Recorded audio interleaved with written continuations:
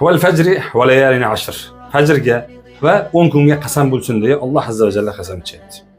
Bu 10 kunni ulamolar Zulhijjaning ilk 10 kunligi deya e'tirof qilishadi.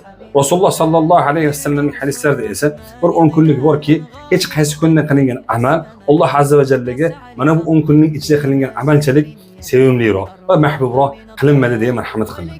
Shunda buni eshitgan bir sahoba, "Ya Rasululloh, vel jihadu fi sabilillah, Allohning yo'lida jihad qilishdan ham ko'ra afzalroqmi?" deya savol berdi.